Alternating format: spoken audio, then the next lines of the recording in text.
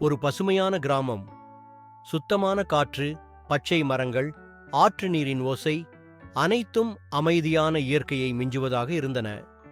அங்கே ஒரு மரகத வண்ண குருவி வாழ்ந்து வந்தது. அதற்கு மரம் மேல் உட்கார்ந்து பாடுவது மிகவும் பிடித்தமான ஒன்று. கிராம மக்கள் குருவியை மிகவும் நேசித்தார்கள். இந்த மரகத வண்ண பறவை எப்போதும் பாடி மகிழ்ச்சி தருகிறது என்று அவர்கள் பெருமையாகச் சொல்லினார்கள். ஒரு நாள் குருவி மாலை நேரத்தில் மஞ்சள் வானம் பார்த்து கொண்டிருந்தது. அதற்குள் ஒரு சிந்தனை தோன்றியது. இந்த உலகம் எவ்வளவு பெரியது! கிராமத்தை மட்டும் பார்க்காமல் மற்ற இடங்களையும் பார்த்து வர வேண்டும் என்று அதுவே முடிவு செய்தது. குருவியின் முடிவை கிராம மக்கள் அறிந்ததும் அதனை சூழ்ந்து நிற்கின்றனர். உனக்கு விருப்பமா? போகலாம். ஆனால் வெளி உலகம் எளிதானதில்லை. எங்களிடம் திரும்பி வர வேண்டும் என்றால் எப்போதும் இந்த கிராமமே உன் வீடாக இருக்கும் என்று மகிழ்ச்சியுடன் அவர்கள் கூறினர். குருவி தனது பயணத்தை துவங்கியது. அது பசுமையான காடுகளையும் பசும் மலைகளையும் கடந்து பறந்தது.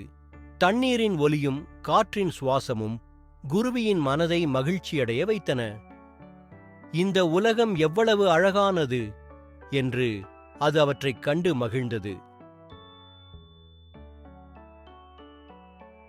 பெரிய நகரத்திற்கு குருவி வந்தது.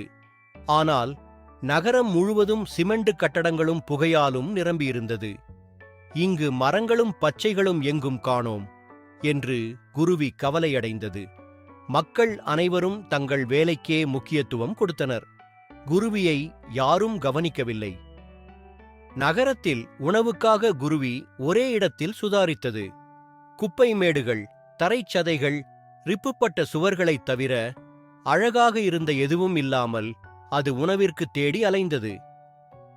இங்கு வாழ முடியாது, எங்கும் சுகமும் அமைதியும் இல்லை என்று அதுவே சொல்லிக் கொண்டது.